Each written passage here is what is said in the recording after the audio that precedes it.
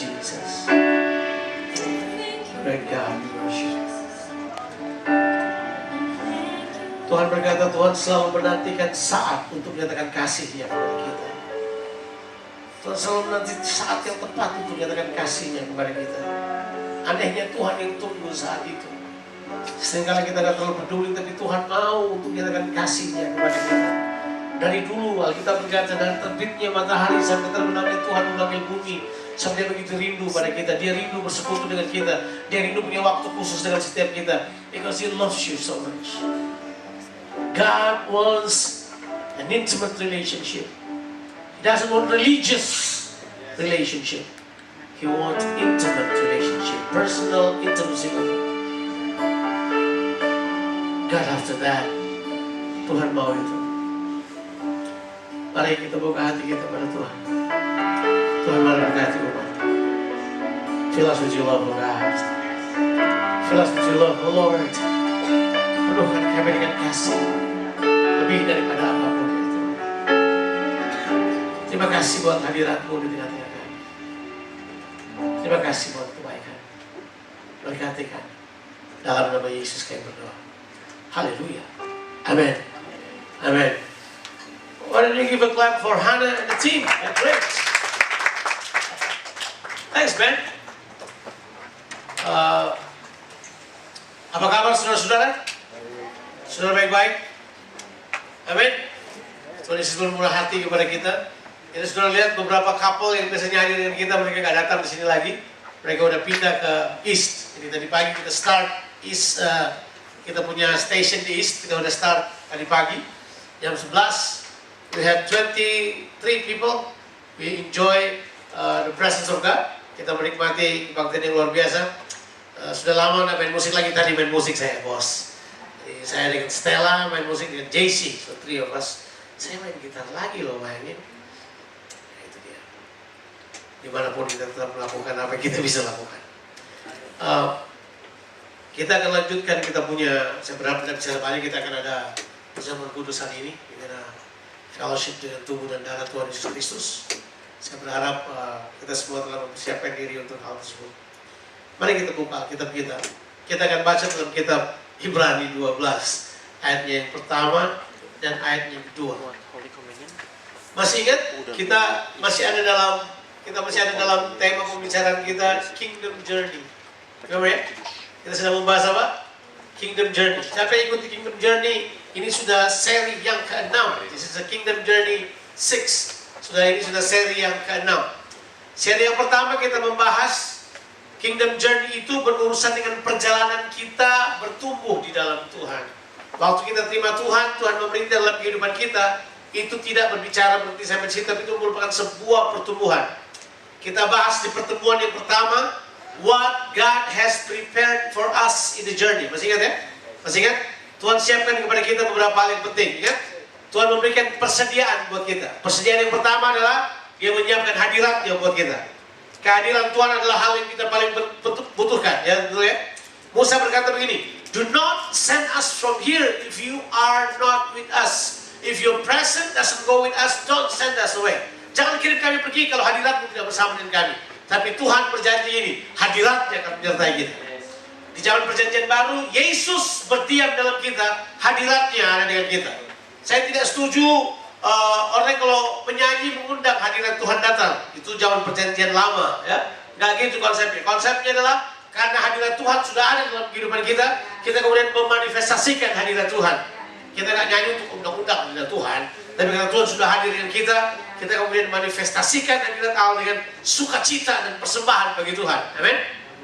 Yang kedua, apalagi yang Tuhan berikan bagi kita sebagai fasilitas buat kita. Yang pertama hadirat Tuhan, yang kedua adalah mujizat Allah adalah fasilitas. Di perjalanan orang Israel keluar dari Mesir, they experience miracles daily. Daily miracles. Apa miracle mereka? In the morning ada cloud. Ada cloud yang bimbing mereka kan? Pillar of clouds. At the night, pillar of fire. Mereka. Tiap hari. And then pagi hari mereka keluar, roti dari surga turun buat mereka. Mereka. Kita harus keluar kan, pergi ke milk bar untuk beli roti. Bangsa Israel tidak perlu muncul. Saya kira kalau saya hidup pada zaman ini, saya tinggal keluar dan saya buka mulut saya. Masuk dalam perut saya. Because every day they have manna. Kita bilang they eat the bread of angels. Every day. Kita makan roti apa itu? Bread Kingdom ke apa di sini? Bread Top, itu rasa enak banget. Ini roti dari surga yang dimakan malaikat, mereka makan tiap hari. Kita bilang baju mereka tidak pernah rusak, kasut mereka tidak pernah ganti. For 40 long years dipelihara oleh Tuhan, mujizat. Mau air, usah pukul batu, air keluar, ya kan? Berhadapan dengan laut berau, usah angkat tongkatnya, laut terbagi menjadi dua. Apalagi ada yang sakit cuma perlu pandang sesuatu mereka sembuh. Anything, every day mereka mengalami apa? Mujizat. Tapi kita sudah pelajari mujizat itu bukan tujuannya. Mujizat itu hanya fasilitas. Tujuan kita adalah mengenal Tuhan lebih dalam lagi, ya kan? Orang yang cuma kejar mujizat biasanya hampa kehidupannya. Orang yang hanya mengejar mujizat kehidupannya adalah dapat hanya menyembah mujizatnya. Ada banyak orang mengejar mujizat. Mereka nggak kejar pengenalan dengan Allah. Kalau kita bilang buat kita, kejarlah pengenalan dengan Allah. Mujizat tersedia buat kita. Mujizat itu adalah persediaan Tuhan untuk kita. Yang ketiga, kita temukan lagi bahwa Tuhan memberikan fasilitas buat kita. Pertama, hadiratnya. Yang kedua, mujizat. Yang ketiga adalah apa? Temptation. Percobaan itu adalah fasilitas. Siapa percaya? Percobaan adalah fasilitas. Ya. Percobaan itu atau pencobaan datang pada kita supaya hal yang baik dalam kita terekspos. Supaya realita Tuhan jadi nyata dalam kehidupan kita. Justru di tengah pencobaan lah God is real. Benar sih? Di tengah pencobaan lah realita Tuhan berlaku atas kehidupan kita. Ingat, realita Tuhan itu lebih berlaku di dalam kita daripada di luar kita. Halo? Kan lebih repot kalau orang begini, cuman mengakui realita Tuhan di luar hidupnya, di dalam mereka nggak ada realita Tuhan. Benar gak sih? Tuhan mau menyatakan realita diri itu dalam kehidupanmu, melalui kehidupanmu, daripada di luar kehidupanmu. Ya. Saya masih ingat tahun berapa itu, tahun 2001 apa 2002, itu sudah lama banget. Di Jakarta tiba-tiba di Jalan Keramat berapa gitu, Keramat Sentiong gitu, tiba-tiba muncul berita, wajah Yesus muncul di tembok. Pernah nggak itu? Wajah Yesus muncul di tembok. Sudah hamba Tuhan bernama seorang hamba Tuhan terkenal di televisi, khotbah di situ, ada wajah Yesus di tembok. Dia juga khotbah di situ, saya berkata, Tuhan menyatakan diri di tembok. Saya pun ada di situ, diwawancarai sama majalah Bahana. Saya bilang buat mereka gini, Tuhan Yesus lebih rindu wajahnya itu ada di wajah saudara, bukan di tembok. Terus dia berkata, kok gitu Pak? Jadi ini gimana? Oh ya ini biasa aja. Tapi tujuan Tuhan bukan wajahnya. Buat apa Tuhan taruh wajahnya di tembok? What for? Enggak dong. Wajahnya Tuhan mau ada di wajah kita. Makanya Paulus berkata begini dalam Galatia 4 ayat 19, aku seperti merasa sakit bersalin supaya rupa Kristus menjadi nyata bagimu. Wow. That's the goal. Itu goalnya. Makanya kita gak kejar mujizat yang di luar. Nah, sebenarnya gini, semua tantangan, semua pencobaan itu sebenarnya memberikan kesempatan pada kita untuk grow. Lalu, problema adalah pelayan untuk kemajuan. Sebab arti problema dalam bahasa Yunani artinya adalah to cast forward. Jadi arti problema adalah apa? Dilemparkan ke depan. Jadi kalau saudara menghadapi problema di saat ini, itu sebenarnya shortcut buat saudara untuk apa? Dilempar ke depan, mendekati tujuan hidup saudara. Makanya begini, jangan tolak problema, jangan menghindari problema, hadapi problema. Sebab problema perlu dihadapi. Sebab problema biasanya akan apa? Expose siapa kita yang sebenarnya. Hello? Tekanan, problem, pencobaan akan expose siapa kita yang sebenarnya. Itu Tuhan buat untuk kita. Kita sudah membahas juga tantangan-tantangan dalam perjalanan. 3 minggu lalu saya membahas tantangan-tantangan dalam perjalanan. Ada 5 tantangan, masih ingat? 1 Korintus pasalnya yang ke-10, ayat yang pertama, ayat ke-6 sampai ayat yang ke-10, sudah bisa baca. Yang pertama adalah tantangan dalam perjalanan kehidupan kita adalah yang pertama adalah apa? Nafsu jahat. Yang kedua, sudah cepat lupa. Yang pertama nafsu jahat. Yang kedua adalah penyembahan berhala. Yang ketiga adalah percabulan. Yang keempat adalah mencobai Tuhan. Yang kelima adalah murmuring, bersungut-sungut. Itu semua adalah tantangan dalam perjalanan hidup kita. Hindari kelima hal tersebut. Bereskan kelima hal tersebut. Ingat, ulangi lagi, yang pertama adalah nafsu jahat.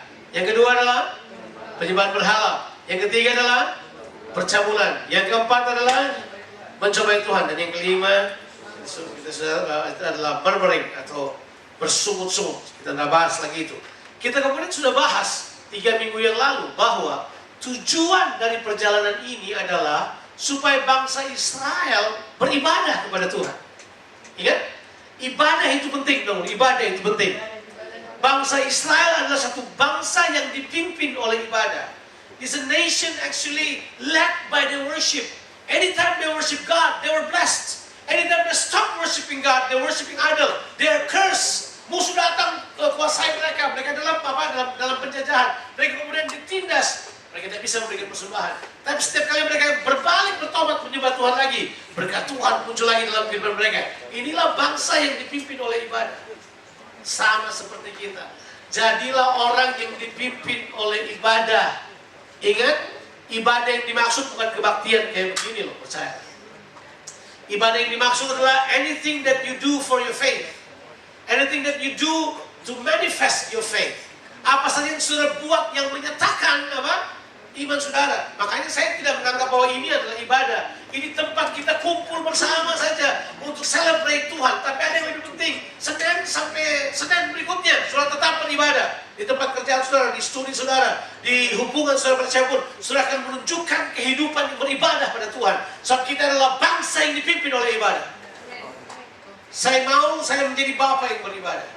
Saya mau bukan ibadah yang kemudian anak-anak saya duduk bangun berdiri pasang lilin, bukan ibadah yang kayak begitu. Tapi ibadah yang dimaksud adalah ibadah yang menyatakan kehidupan Kristus bagi orang lain. Itu ibadah yang sebenarnya. Amin. Saya bahkan bilang jangan ke gereja kalau saudara perlu tolong orang lain di hari Minggu. Kalau saudara datang ke gereja, tolong aja itu orang, gitu aja. Halo? Sampai kita maksudkan ibadah bukan itu. Ibadah yang dimaksud adalah melakukan kehidupan Kristus. Melakukan kebaikan buat orang lain. Coba taruh dulu ayat ini. 1 Korintus Kisah Rasul pasal 10 ayat 38. Ini ibadah sebenarnya. Ini yang dimaksud dengan ibadah. Ya. Kisah Rasul 10 ayat yang ke-38, bukan 8 ya. Kisah Rasul 10 ayat yang ke-38. Yaitu tentang Yesus dari Nazaret. Bagaimana Allah mengurapi dia dengan Roh Kudus dan kuat kuasa. Dia yang berjalan berkeliling sambil berbuat baik dan menyembuhkan semua orang yang dikuasai iblis. Sebab Allah menyertai dia. Don't you think it's great? When every one of you go out and lay hands on the sick and they get healed. Sounds good. Ya kan? Tiba-tiba orang sakit terus panggil kainan. Udah, apaan tuh kainan? Apaan itu Bang Jo? Saudara itu tumpang tangan sama mereka. Karena kita bilang buat kita, Yesus dari Nazaret, bagaimana Allah mengurapi dia? Siapa yang diurapi oleh Tuhan? Siapa yang diurapi oleh Tuhan? Okay. We are all anointed by God. Itulah sebabnya kita harus pergi untuk menyatakan Kristus. We are all have to do that. Itu ibadah. Ibadah dalam menghidupi Kristus dalam kehidupan kita. Bagaimana dengan kumpul bersama seperti ini? Ini kita sebut sebagai the fellowship of the brethren. Kita sebut sebagai pertemuan orang percaya, di mana kita saling menasehati, saling admonish one another, saling encourage one another, terus saling mendorong berbuat baik. Kuncinya adalah kita kumpul bersama supaya kita kemudian bisa mengalami Kristus, bagian dari tubuh Kristus secara bersama-sama. Itu kuncinya. Tetapi ibadah tidak berhenti di sini. Ibadah terjadi di luar tempat kebaktian kita.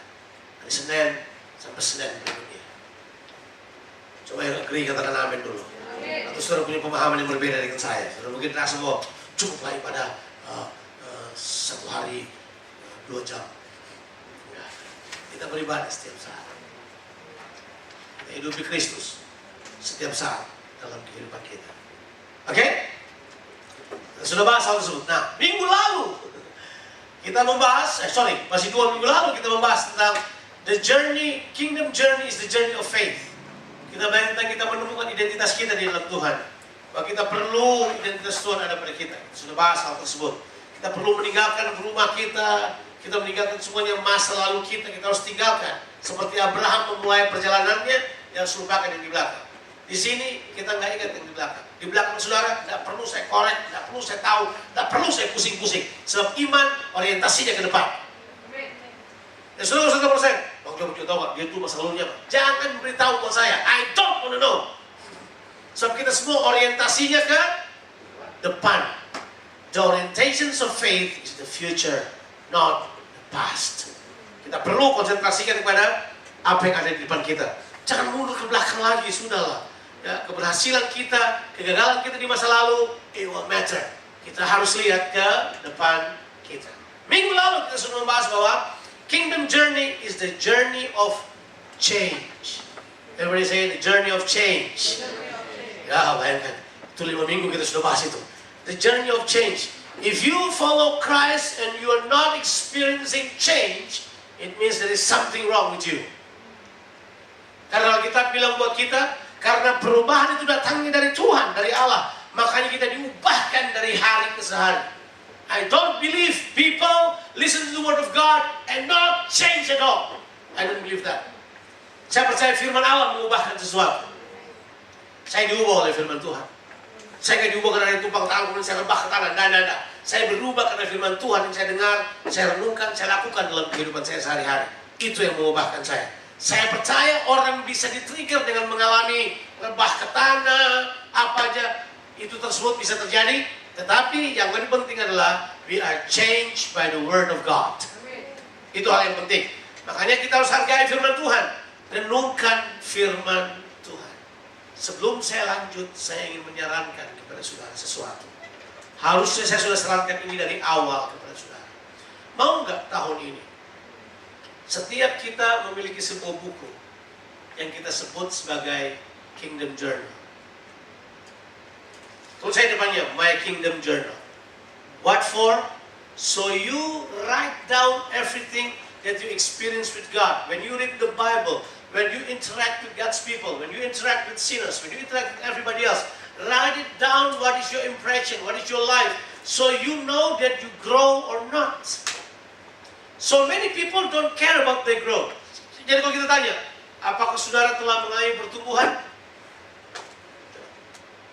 It's a very tricky question. Kalau saya tanya, Stella bertumbuh nggak sih? Bertumbuh. Dari mana tahunnya? See, when you have Kingdom Journal, you know that kamu tadinya suka bohong, sekarang udah nggak lagi tuh. Kamu tadinya suka macam-macam, sekarang udah nggak lagi tuh. Kemudian kita punya keputusan, kita tahu. Makanya begini, di cell group kita akan encourage semua orang sebaiknya punya Kingdom Journal. Belajar tulis jurnal saudara bersama dengan Tuhan. Tulis pengalaman-pengalaman saudara dengan Tuhan. Tuliskan supaya saudara tahu bahwa saudara berubah atau tidak. Mike will show you how. Michael punya tulisan, semuanya dia tulis.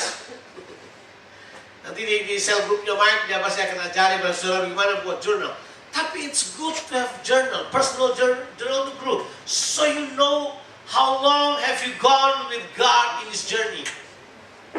Pertanyaannya, how long have you gone with God in this journey? How long? Yang saya tahu ya gini-gini aja. Saya cuma ke gereja, di situ pulang ke gereja saya makan di menu. Saya pulang, besok saya buat lagi. Is that what you do? No, write it down. Write it down. Kita mulai sadar bahwa kemudian saya kalau tertarik apa yang dulu saya suka, keputusan-keputusan yang kita buat, ada yang berat, ada yang gampang, tulis.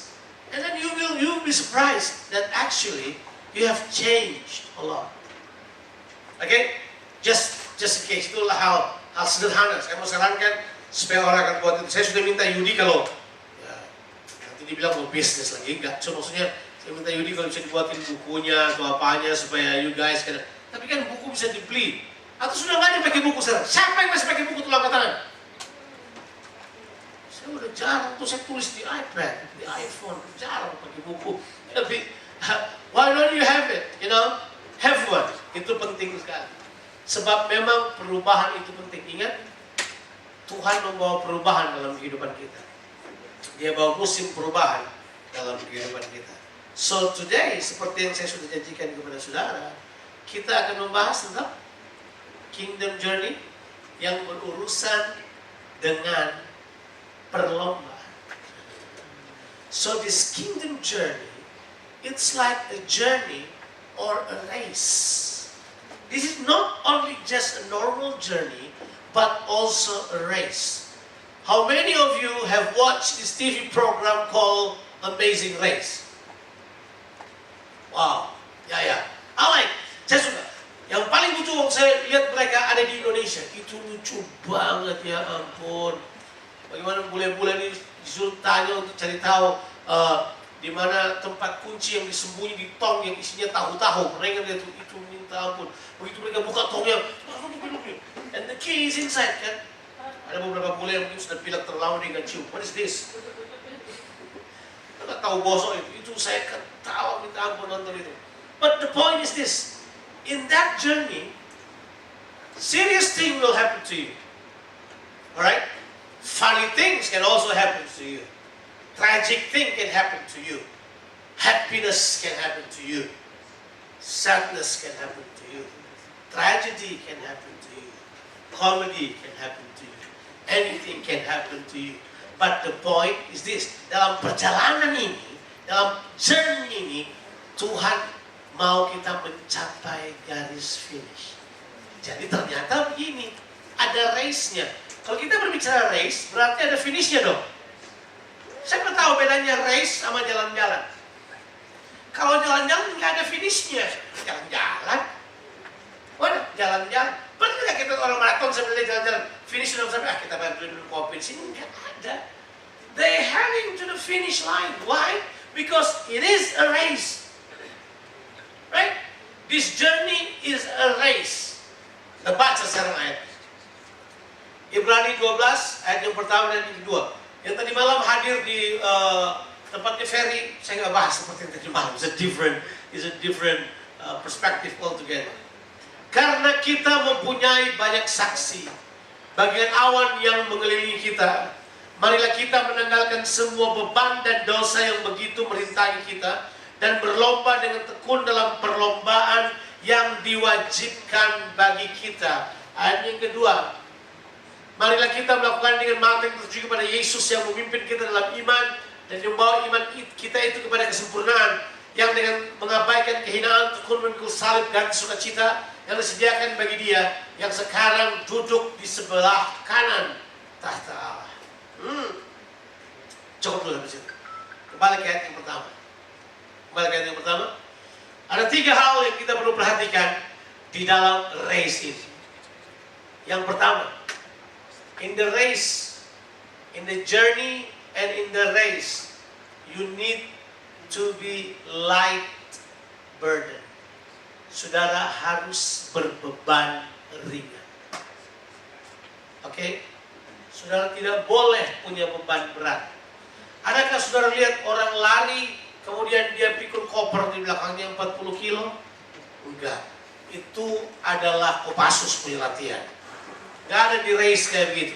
Pernah saudara lihat orang race, kemudian dia pakai sepatu high heel? Mungkin kalau dia di race kan pakai sepatu high heel. But nobody will do that. Oke? Enggak ada orang yang akan pakai high heel kalau lari. Kan enggak ada? Ada yang lari pakai high heel? Enggak ada. Pernah lihat siapa orang paling cepat sekarang? Usain Bolt.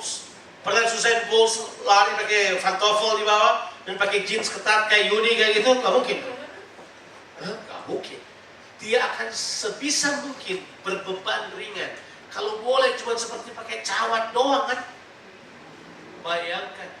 Dia akan melesat dengan cepat tanpa beban.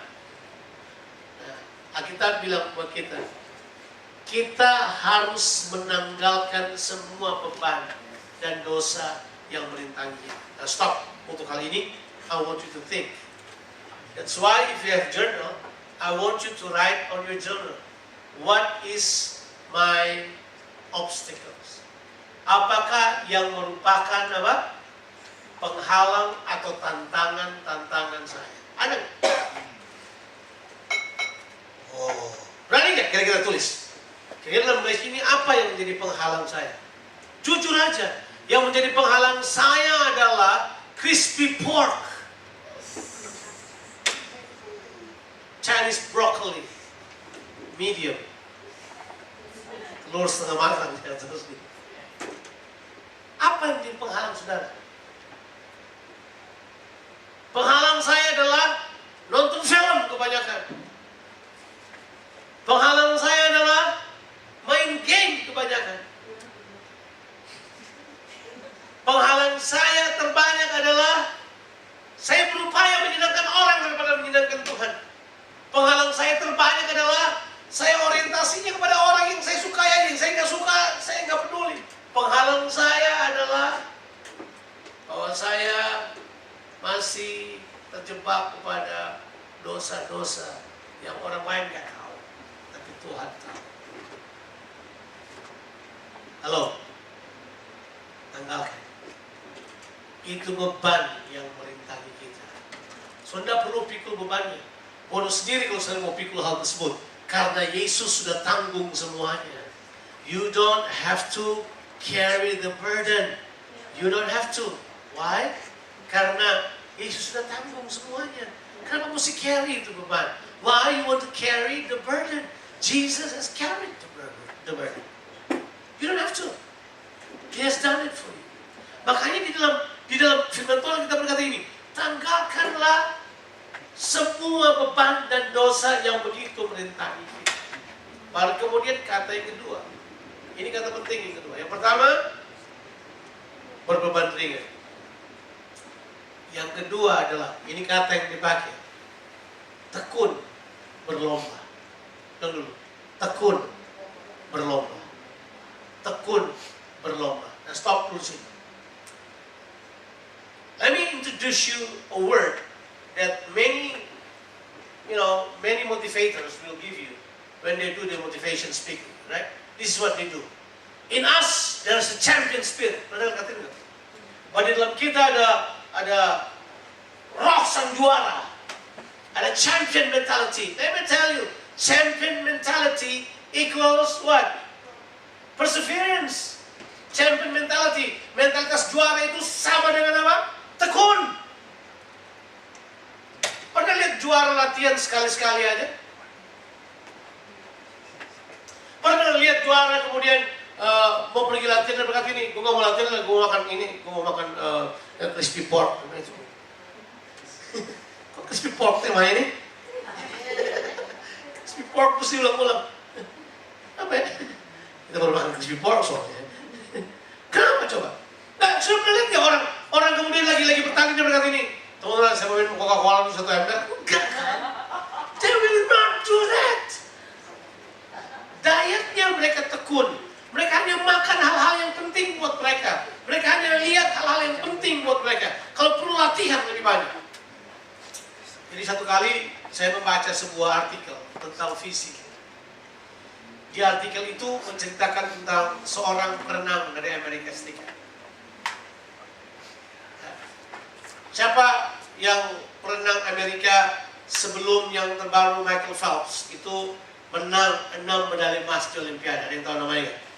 Itu sebelum dikalahkan oleh Michael Phelps yang terakhir kan? Michael Phelps ada 8 medali emas, itu gila. Belum ada orang yang pernah buat itu. Nah, yang satu ini namanya Mark Spitz. Mark Spitz ini menang 6 medali emas. Sebenarnya pada waktu dia menjadi juara di Amerika Serikat, bukan dia perenang terbaik Amerika. Perenang terbaik ada satu orang ini. Sejujurnya saya lupa namanya. Dan saya beritahu saudara. Jadi ceritanya begini. Dia masih kecil, karena waktu itu yang juara Olimpiade itu yang memerankan, kalau sudah pernah dengar ada film lama sekali.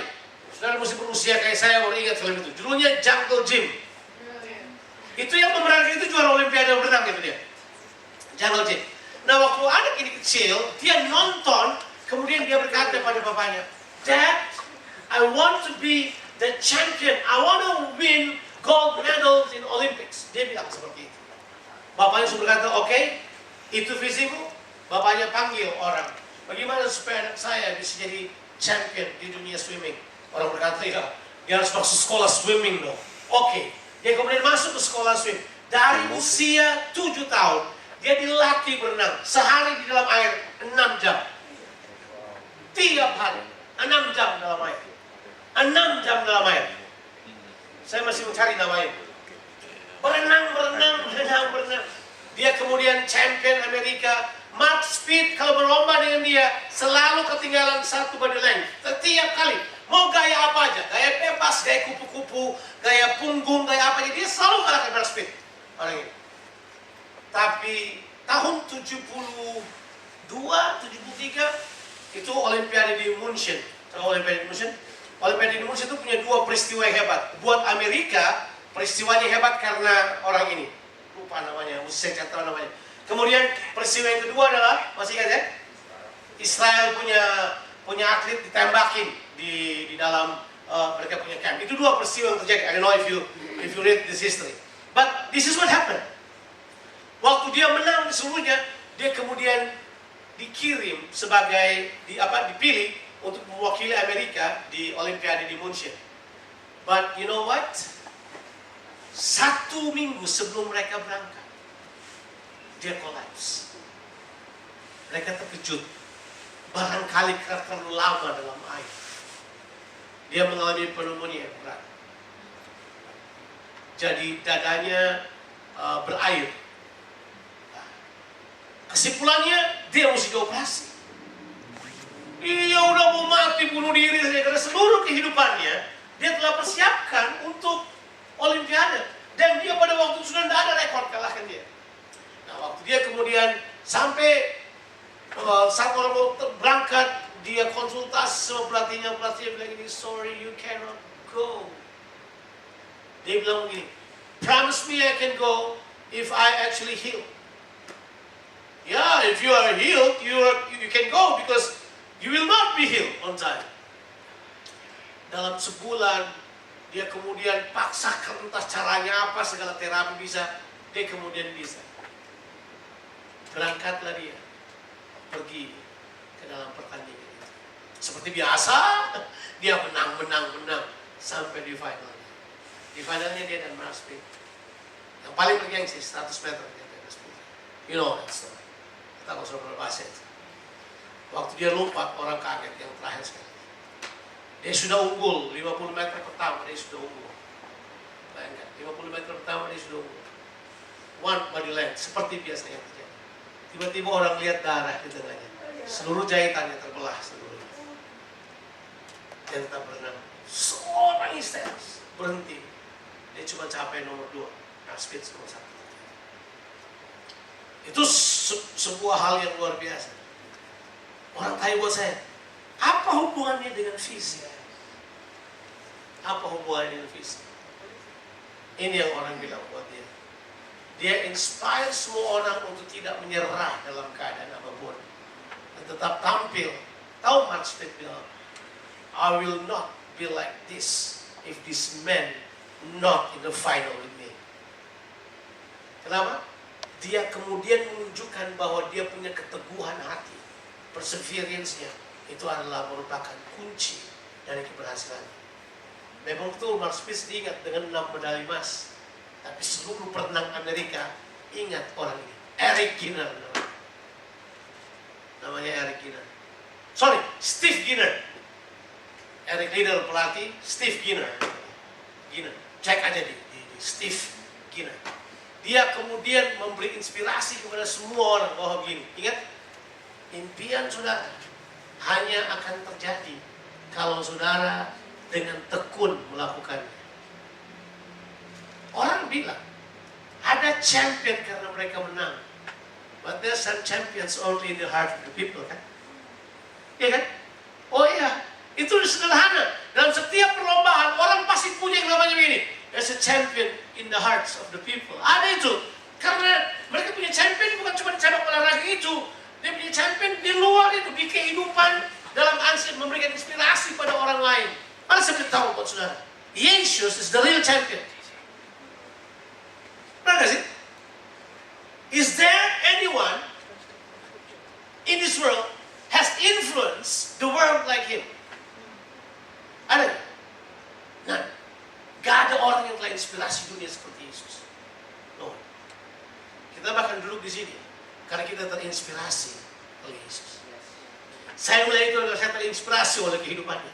Saya hidup seperti dia. Saya mengasihi anak-anak saya karena saya terinspirasi oleh dia. Saya terinspirasi untuk mengasihi tubuh Kristus. Saya kerjakan apapun dan saya terinspirasi oleh Yesus. Tidak ada orang seberani itu.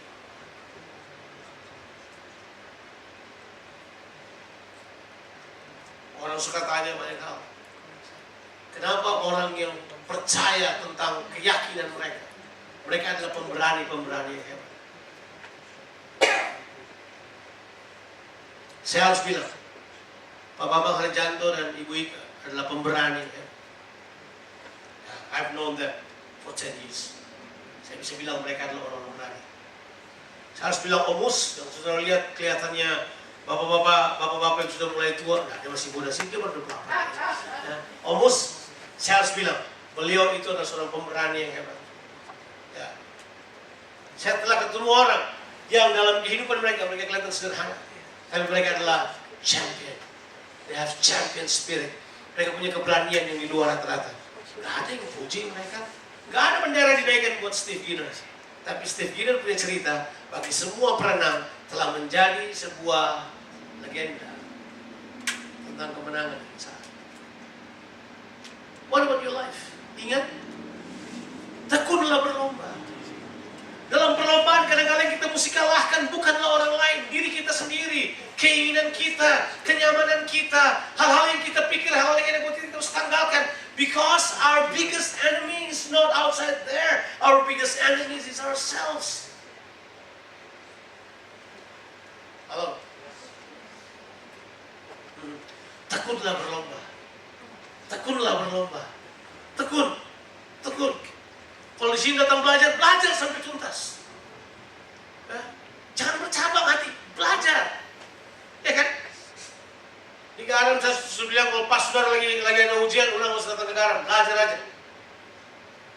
Kita berdoa supaya saudara lulus. Because you need that. Kita perlu bertekun untuk apa yang kita buat. Kita juga sedang saudara kemudian cuma datang ke gereja, kemudian melayani, tapi pelajaran fail terus kan? Nggak keren tuh. Kita mau saudara bertekun menyelesaikan apa yang Tuhan mau saudara selesaikan. Amin. Ingatlah mengapa kita perlu bertekun. Sebab perlombaan ini wajib bagi kita. So yang pertama tadi berbeban ringan. Yang kedua tekun. Tekun berlomba. Saya mau kasih satu ayat ini di dalam 1 Korintus pasal yang ke-9. Ayat yang ke-27. Mulai dari baca ayat yang ke-26 barangkali biar pas. Ini salah satu cabang olahraga yang Alkitabiah sebenarnya. 1 Korintus 9 ayat 26. Gambar apa di bajumu? Siapa? Saya punya James Bond. Oke. Sebab aku tidak berlari tanpa tujuan. Dan aku bukan petinju yang sembarangan saja memukul. Berarti ini adalah a race, a game. Ya, sebuah pertandingan, a competition. Tapi kompetisinya lawan apa dong? Nah, ayat 27 dia beritahu. Tetapi aku melatih tubuhku. I like this one. Aku melatih apa?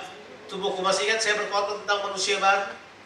Manusia baru, hal yang pertama tentang manusia baru adalah they know how to manage their body for the glory of God. They know how to manage their body, ya. Tetapi aku melatih tubuhku dan menguasainya seluruhnya, supaya sesudah aku memberitakan Injil kepada orang lain, jangan aku sendiri ditolak. Kalau ada ayat yang saya selalu renungkan dan pikirkan adalah hal ini. Saya nggak mau saya yang berkhotbah di depan saudara tiba-tiba saya yang ditolak oleh Tuhan. Saya nggak mau. Saya juga dalam pertandingan. Saya belum mencapai garis finish. Kita belum. Kalau kita sudah mati baru kita sampai kan? Kita belum. Makanya kita semua dalam pertandingan. Saya pun masih dalam perlombaan. Saya harus perhatikan bahwa memang musuh saya yang terbesar adalah diri saya sendiri. Makanya kita bilang, aku melatih tubuhku dan menguasai seluruhnya. Tahu nggak? Bahasa aslinya punya arti apa? Aku pukul tubuhku sampai biru-biru dan memar-memar. Itu kata dibagi. Maksudnya saya disiplin tubuhku begitu rupa. Supaya jangan karena keinginanku sendiri, aku kemudian kehilangan kesempatan untuk mencapai apa yang Tuhan janjikan dalam kehidupan ini. Yang pertama adalah light burden, berbeban ringan. Yang kedua, tekun berlomba. Sekarang yang ketiga, focus your eyes on Jesus. In this race, ayat yang kedua, di dalam race ini, saudara harus fokus pada Yesus. Jangan fokus pada denominasi saudara. Jangan fokus pada pendeta saudara. Jangan fokus kepada yang lain. Fokus itu punya pengertian hanya satu titik yang menjadi perhatian saudara. Dan fokus saudara haruslah Yesus. Alkitab bilang buat kita, marilah kita melakukannya. Melakukan apa? Melakukan perlombaan itu dengan mata yang tertuju kepada Yesus. Mengapa mata kita harus tertuju pada Yesus? Why is it? Karena cuma Yesus yang dapat membawa kita pada finish line. Itu kata yang dibilang. He is the author and the finisher of our faith. Dia yang memulai iman kita dan dia yang akan menyempurnakan iman kita. Kalau kata saya ganti dengan bahasa Indonesia, dia yang memulai iman kita dan dia akan membuat iman kita sampai pada finish. So focus your eyes on Jesus. Focus on Jesus. Kiranya matamu dipenuhi tentang kemuliaan Yesus Kristus. Biar cara berpikirmu dipenuhi oleh pandangan tentang Yesus. Biar kehidupanmu dikuasai oleh cara berpikir Kristus. I don't know, but we need to focus on Jesus. Udah, kita baca lagi yang terakhir. Yang memimpin kita dalam iman dan yang membawa iman kita itu kepada kesempurnaan, yang dengan mengabaikan kehinaan tekun memikul salib ganti sukacita yang disediakan bagi dia yang sekarang duduk di sebelah kanan tahta. Kesimpulannya ini dia. You know what? We are living in a generation who actually have changed, right? Use the correct word. Has replaced the cross of Jesus Christ with, saya pakai bahasa yang kita suka pakai, kita sudah mengganti salib Yesus Kristus dengan kenyamanan kedagingan kita. Sehingga kita lebih pilih agama, kita lebih pilih kenyamanan, kita lebih pilih apa yang kita suka. Kita datang seperti masuk ke puja sera, kita telah kehilangan keyakinan. If you are still young, let me tell you something. Let us all walk in our conviction, not preference. Kadang-kala kita suka pada preference. Kita lebih suka ini, kita lebih suka itu, kita lebih nyaman ini, lebih nyaman itu. Dah, yuk, selagi masih muda, jangan cuma pilih yang kita suka. Pilihlah apa yang kita yakini benar. Kita bilang buat kita bahwa kalau kita fokus kepada Yesus, kita akan lihat yang pertama ini, bahwa Yesus telah meninggalkan semua kemuliaannya, dia ambil kehambaan. Kalau orang fokus memandang Yesus, tidak mungkin dia jadi sombong, yakin saya. Kalau kita terus memandang Yesus, kita akan punya hati hamba dengan natural sebenarnya. Kalau kita fokus pada Yesus, kita akan mengerti bahwa pengorbanan adalah hal yang natural, bukan sesuatu yang dipaksa-paksa. Kita hidup di generasi orang berkorban itu pakai tangan. Benar gak sih? Kalau kita berkorban, Bapak ini telah berkorban, sudah berkorban itu. Kentangan disorak-sorain, tulis di koran besar-besar, tulis yang there are a lot of people. Mereka telah sacrifice kehidupan mereka tanpa ada orang yang tahu. Itu Yesus kan? Iya gak sih? Iya gak sih? Iya. Alkitab bilang buat kita, kadangkala kalau kita fokus kepada Yesus, bukan kenyamanan yang kita dapatkan. Yang kita dapatkan adalah kita mengerti arti pengorbanan yang sebenarnya. I want to close with this. Kita akan makan dan minum tubuh dan darah Tuhan Yesus Kristus. Kita akan mengingat pengorbanan Tuhan Yesus Kristus. Mana saya beritahu saudara, this world run by people who understand sacrifice. Saya ulangi lagi, dunia ini dijalankan oleh orang-orang yang mengerti pengorbanan. dunia ini berjalan, orang lain dipulihkan, ada orang lain dari gelap datang pada terang, ada orang lain yang sakit jadi sembuh, ada orang lain yang brengsek jadi saints. Mengapa? Karena ada orang-orang yang mengerti artinya how to live and how to sacrifice for other people. Saya berdiri di depan saudara, saya sudah cerita pada saudara. Minggu lalu di Point Cook saya cerita. Saya berdiri di depan saudara melayani saudara. Karena ada orang yang telah berkorban untuk saya. Ada ibu-ibu tua berumur 72 tahun. Yang kerjaannya cuma kumpul botol dari park di New Zealand. Dia kemudian recycle botolnya, dia dapat uang sekali kumpul $30. Kamis dan Jumat dia kumpul, dia dapat $60 per minggu. Kemudian 1 bulan dia punya $240 yang dia kirim untuk biayai kehidupan saya, biayai sekolah saya selama kurang lebih 10 tahun. Waktu saya sudah jadi staf pengajar di Tawangmangu, dia tulis surat pada saya. Kemudian dia meninggal 2 tahun kemudian. Kalau saya tidak punya hati kepada orang yang susah, orang-orang yang sulit, orang-orang yang berkekurangan, saya selalu bilang saya gila. Karena ada seorang ibu yang telah terpengaruh Yesus Kristus berpikir begini, ada yang namanya Jonathan perlu sponsor, bayangkan. Kemudian ibu itu putuskan untuk sponsorin saya. Dan dia bukan cuma sponsorin saya dengan uang. Di mejanya ada fotonya Jonathan yang dia doakan dari pagi, siang, malam dia doakan. Dan ini bentuk doa yang dia bilang, saya cuma berdoa supaya Tuhan bisa pakai kamu di seluruh Indonesia. Saya yakin Tuhan jawab doanya. Come on. I can stand in front of you because somebody else has sacrificed for me. Terserah saudara. Yang paling luar biasa adalah kita kumpul bersama. Karena ada sacrifice yang tidak bisa diganti dengan apapun. The highest sacrifice. Jesus has done it. Terserah kita. Ingat, this journey not only normal journey, it's a race. Ini bukan cuma perjalanan biasa, ini adalah perlombaan. Di mana kita harus mencapai garis finish. 3 hal yang harus kita perhatikan. Yang pertama adalah, yuk berbeban ringan. Tanggalkan dosa saudara. Kalau saudara cinta dan sangat sayang dengan dosamu, pandanglah salib Kristus. Engkau tahu persis bahwa dosa itu dapat hancurkan seluruh kehidupanmu. Engkau tahu betapa menjijikannya dosa. Sebelum saudara punya mata Tuhan untuk melihat dosa, engkau akan merasa bahwa dosa itu penting buat kamu. Tapi kalau saudara sudah memakai kacamata Tuhan untuk melihat dosa, then you change. Dan saudara mulai berubah. Yang kedua, tekun. Berlomba. Kita harus tekun. I believe in grace. I believe in grace. But I also believe in perseverance.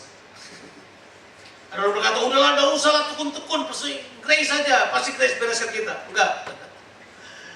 Alkitab bilang, Paulus bilang begini, karena kasih karunia, aku bekerja lebih keras dan semua orang yang lain. Because this is what I believe, grace will empower you to persevere. Grace will empower you to actually overcome obstacles. Grace will empower you. I believe in grace. Yang terakhir adalah focus on Jesus. Tuhan memberkati kita sekalian. Haleluya. Amin. Mari kita datang kepada Tuhan. Bersyukur kepada Tuhan. Oh yes. Bapa, kami datang kepadamu.